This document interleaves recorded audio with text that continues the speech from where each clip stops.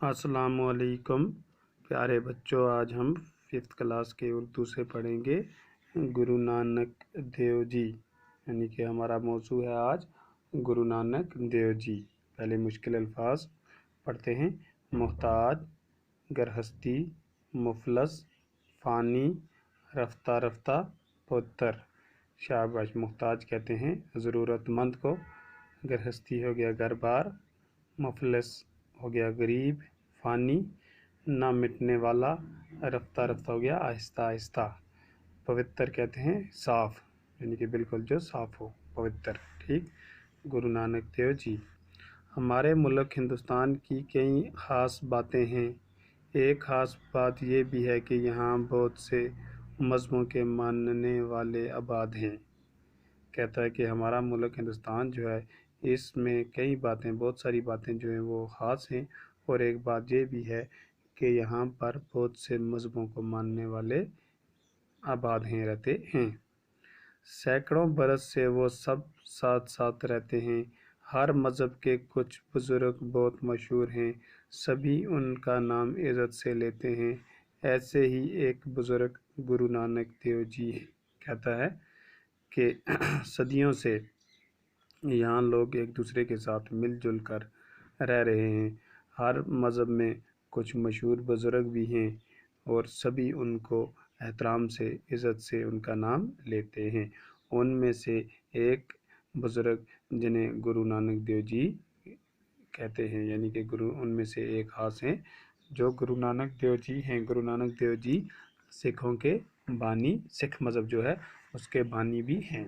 ठीक है, तो आगे है। गुरु नानक की पैदाइश आज से लगभग 600 साल पहले तलवंडी गांव में हुई थी। कहता है कि गुरु नानक जी जो हैं वो आज से तकरीबन 600 साल पहले तलवंडी गांव में पैदा हुए। आजकल इस गांव को ननकाना साहब कहते हैं। ये गांव अब पाकिस्तान में है और लाहौर से 15 किलोमीटर की दूरी पर जनूब में वाक़ा है। कहता है कि आजकल इस गांव को ननकाना साहब कहते हैं और ये गांव जो है ये पाकिस्तान के पंजाब में लाहौर से तकरीबन 15 किलोमीटर जनूब पर वाक़ा है। गुरु नानक जी की वालदा का नाम गुरु नानक जी के वालिद का नाम कालू चंद था और वो सरकार में गांव का हिसाब किताब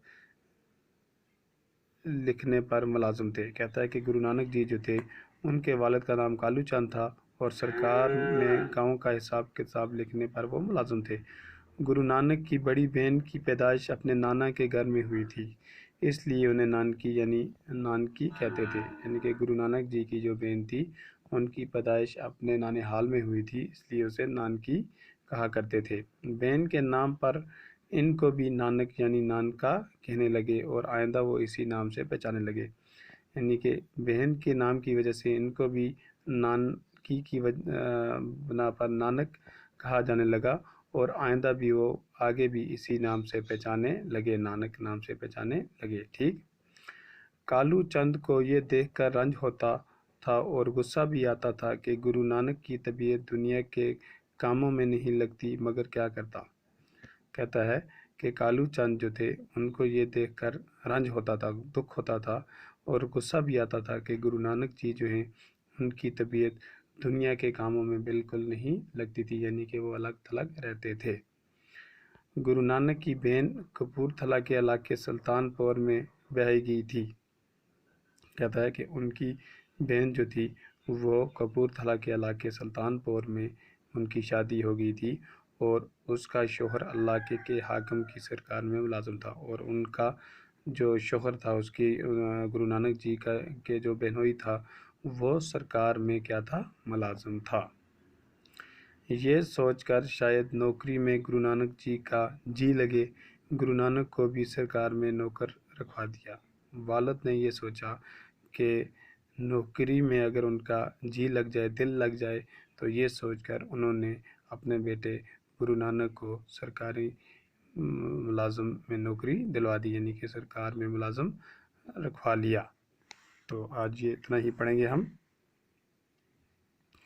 اس کو آپ اچھی طرح سے گھر میں اس کا مطالعہ کرنا اور اپنی پیج کاپی پہ بھی لکھنا. کل ہم آگے پڑھیں گے. شکریہ.